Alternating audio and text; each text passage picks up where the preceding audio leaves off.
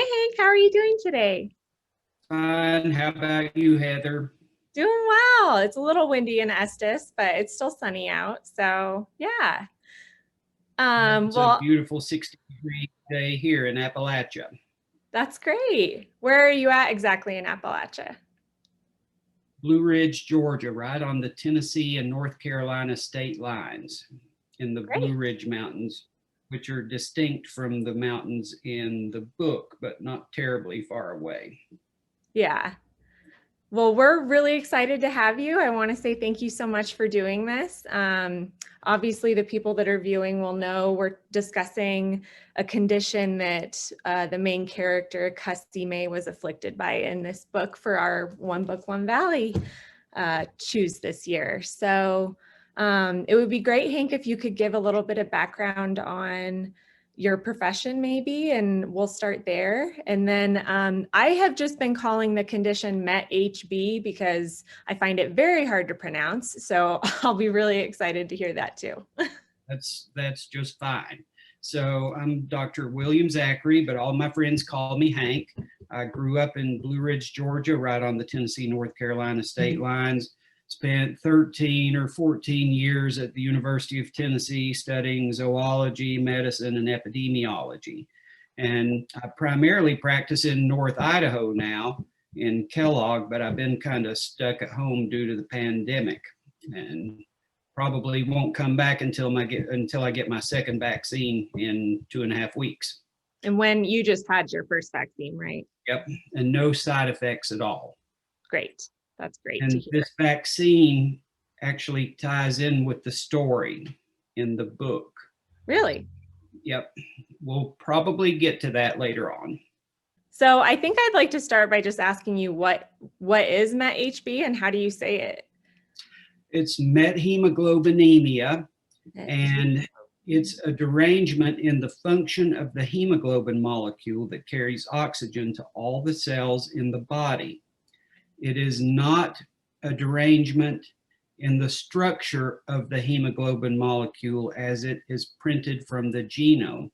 It's a derangement in the structure of the hemoglobin molecule as a result of the lack of an enzyme called methemoglobin reductase. And so people afflicted with this tend to have spells of shortness of breath. They can have headaches. Shortness of breath on exertion is the main thing they might experience, but mostly they feel normal most of the time. There's another form of methemoglobinemia that is an acquired form, and that's actually far more common. I've seen a few cases of that in my career, but most cases go unnoticed because it's due to toxins. Patients might feel a little bad. The toxin leaves their system, they feel better, so most of them never seek any kind of treatment. I have never seen the genetic variant. It's exceedingly rare, although we were taught about it in medical school. You were. Gotcha. Yep, even the blue people of Kentucky were mentioned. Really? Yep, so it was well known even back then. And did they go into the history of the Blue people of Kentucky? No, not really. No more than just to say that they were there and they were the largest known instance of it in the United States. And I mean, I'm surprised to hear that you have seen cases of it in any regard in your career. That was going to be my other question is how, prevalent is it now compared to then?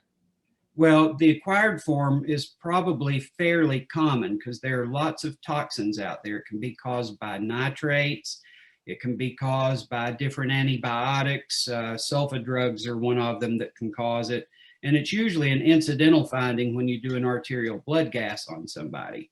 It's rare for someone to present with a chief complaint that leads you to think that that's what they've got. So you mean you actually wouldn't even know until perhaps you were doing a procedure or drew blood from them? That's correct. Gotcha.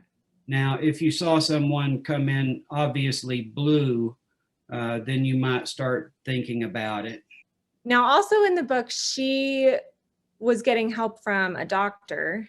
and he started giving her some treatments that would, it was not permanent, it was only temporary, but it would change her skin to a white, more normal looking tone.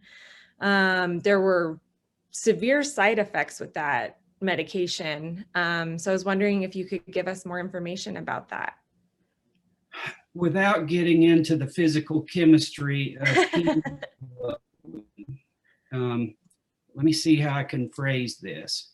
Methylene blue is a substance that is a reducing agent. It can add electrons to molecules as a reducing agent.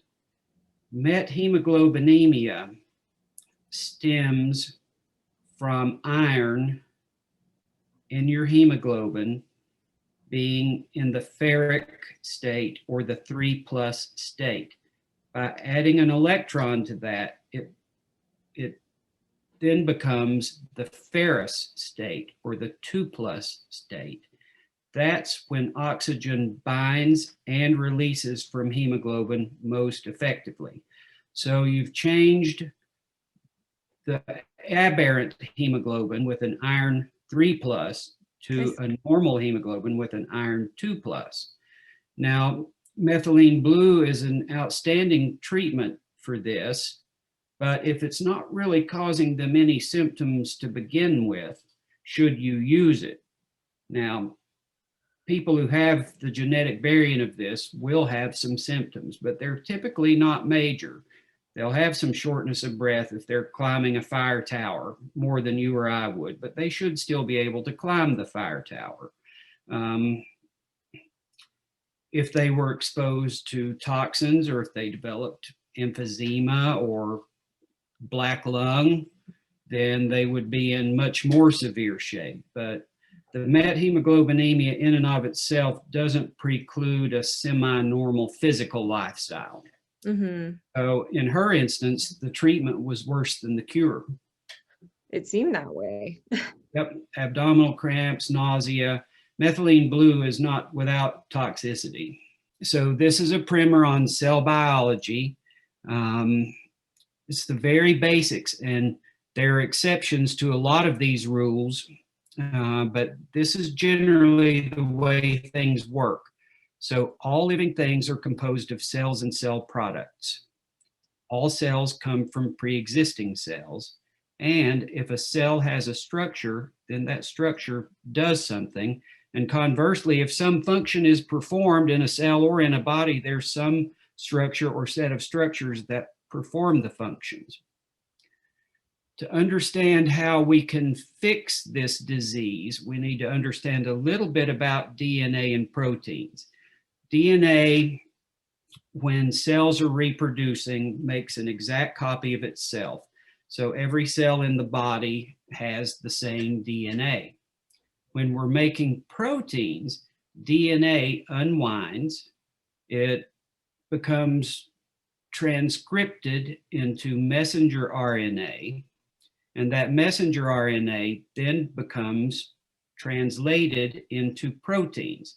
So DNA is a duplicate of DNA. RNA is a complementary structure to DNA. It's not a duplicate, but it's kind of like a negative on a photograph. Okay. And then proteins are then translated from that RNA, which makes proteins that are structural to the body, or enzymes like what's happening in methemoglobinemia.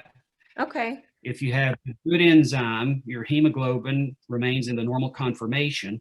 If you have the bad enzyme, an enzyme that's non-functional or an enzyme that doesn't exist, then you get methemoglobinemia. I see. So just a brief review. The genetic code is unique to all people, but within a population, the DNA between people in that population is going to be similar. And in a very small population, probably colonized from a small group of people like Central Kentucky, you're going to have much more similarity between people's genomes there than you would in an enormous city like Atlanta or New York. Okay. I can mail you it, but that's kind of the gist of it. Yeah. And currently, there's no better treatment for methemoglobinemia than for inherited methemoglobinemia than methylene blue. The author did a great job. All right. Oh, And yeah. I read about her. She's from Kentucky, but she's obviously not from the hill country of Kentucky. There were a couple of things that gave her away as being a city person. The first one was her use of the word pass. We don't have mountain passes in Appalachia. We have gaps.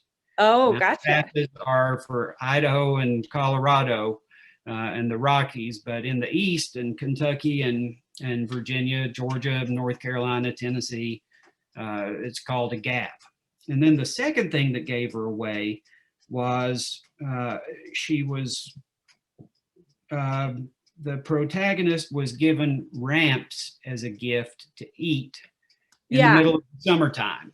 And they're only pickable in late March to early April.